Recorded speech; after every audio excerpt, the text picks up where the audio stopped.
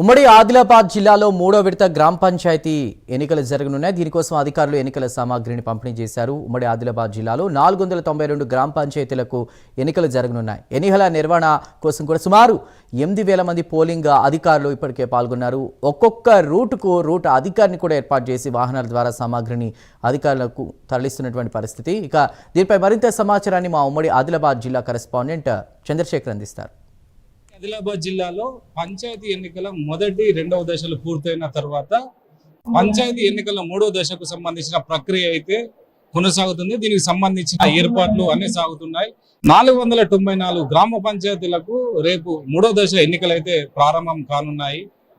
ఉదయం 7 గంటల నుంచి 1 గంట వరకు ఎన్నికలు జరుగుతాయి. ఆదిలాబాద్ జిల్లాలో ఇటు సర్పంచ్లకు సంబంధించి 494 గ్రామ పంచాయతీలకు అయితే ఎన్నికలు అయితే జరుగుతాయి. వీళ్ళకు సంబంధించిన అన్ని ప్రక్రియ అయితే కొనసాగుతుంది.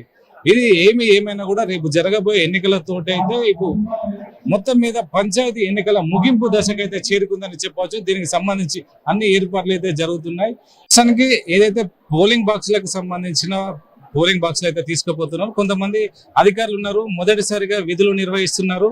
వారిని అడిగి అసలు ఎలా ఫీల్ అవుతున్నారు అడిగి తెలుసుకుందాం. మేడం చెప్పండి, మీరు అంటే ఫస్ట్ టైం చేస్తున్నారా? అంటే ఇంతకుముందు 18 లో చేసాము, ఇప్పుడు థర్డ్ ఫేజ్ లో పడింది. ఇప్పుడు అంటే ఎలా ఉంది అసలు మీరు ఎక్స్పీరియన్స్ చెప్తున్నారు? ఓకే సార్, చేయగలుగుతాం. అంటే ఫెసిలిటీలు అన్ని ఓకేనా? ఓకే సార్, బాగున్నాయి, ఏమి ఇబ్బంది లేదు సార్. అంటే అక్కడ పోలింగ్ సిబ్బంది కూడా మీకు అంతా ఓకే ఉందా? పోలింగ్ సిబ్బందినా? పోలింగ్ సిబ్బంది తోటి కూడా మీకు పర్లేదు సార్. మా పిఓ, ఓపీఓ, రిటర్నింగ్ ఆఫీసర్ అందరు బాగానే ఉన్నారు, అన్ని బాగానే ఉన్నాయి సార్. ఫస్ట్ టైమా లేదంటే ఇదివరకు చేశారా? ఫస్ట్ టైమే సార్, వాంకిల్లో చేశాను ఫస్ట్ ఫేజ్ లో, సెకండ్ ఇక్కడ సార్. అంతే. అంటే ఎలా ఫీల్ అవుతున్నారు అసలు? అంటే ఈ పోలింగ్ సిబ్బందిగా మీరు వెళ్తున్నారు అంటే ఓటు, అంటే గతంలో అంటే మీరు ఓటు వినియోగించుకున్నారు, కానీ ఇప్పుడు మీరు ఒక ఆఫీసర్ గా వెళ్తున్నారు. అసలు మీరు ఎలా ఫీల్ అవుతున్నారు?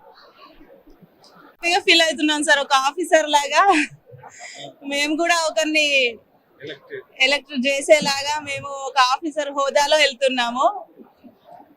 అంతే సార్. అంటే మీకు ఎన్నికలు నిర్వహిస్తుంటే అంటే మీకు ఎలాంటి ఇబ్బందులు ఏమైనా జరిగాయా? ప్రజెంట్ అయితే ఇప్పటి వరకు అయితే ఏం లేవు సార్, చెప్పలేము ఇక. అసలు ఎన్నికల పరిస్థితి ఏ విధంగా ఉంది? మొదటి దశ రెండో దశ ఎన్నికలు అయితే పూర్తయి దీని తర్వాత మూడో దశ ఎన్నికలు అయితే జరుగుతున్నాయి. సార్ చెప్పండి, మూడో దశ ఎన్నికలకు ఏ విధమైన ఏర్పాట్లు చేశారు? జిల్లాలో కాకుండా ఇటు మండలాల్లో ఏమైనా సమస్యాత్మక ప్రాంతాలను గుర్తించారా? దీనికి సంబంధించి మీరు ఏ విధమైన ఏర్పాట్లు చేశారు? ప్రజెంట్ ఈ రోజు డిస్ట్రిబ్యూషన్ నడుస్తుంది. మనకి రేపు ఎలక్షన్ ఉంది కాబట్టి ఈ డిస్ట్రిబ్యూషన్ లో రెబెన్ లో మనము 6 రూట్లుగా విభజించాము రెబెన్ ని. సో 6 రూట్లలో మనము ఇప్పుడు ఇందులో మొత్తం మనకి 214 పోలింగ్ స్టేషన్స్ ఉన్నాయి.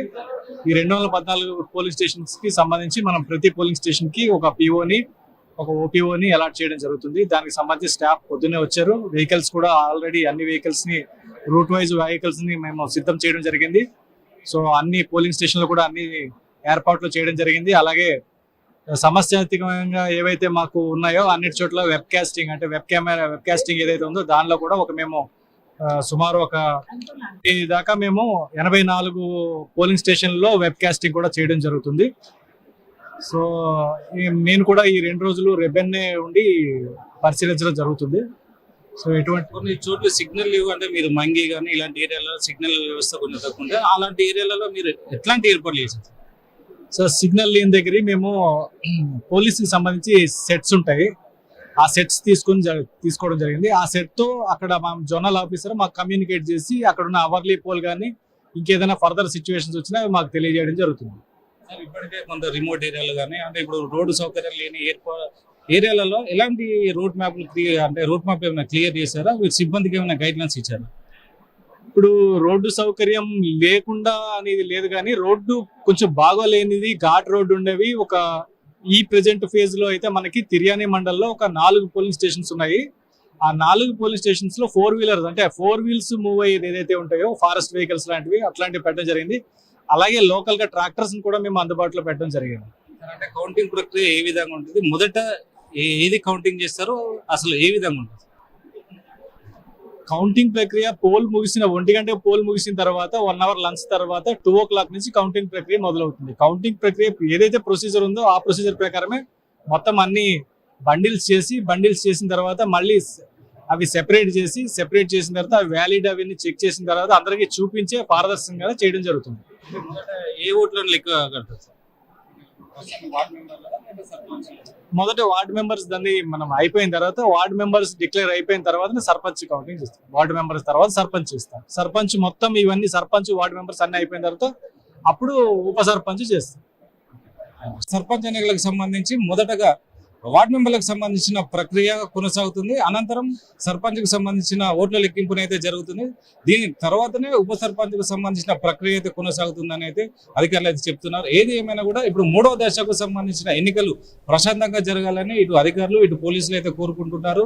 దీంతో కొన్ని సమస్యాత్మక ప్రాంతాలను కూడా గుర్తించారు. దానికి ప్రత్యేకమైన పోలీసు నిఘా బందోబస్తును అయితే ఏర్పాటు చేశారని అధికారులు చెప్తున్నారు. Camera person సతీష్తో Chandrasekhar, prime 9 news, Komaram Bheem, Asifabad జిల్లా.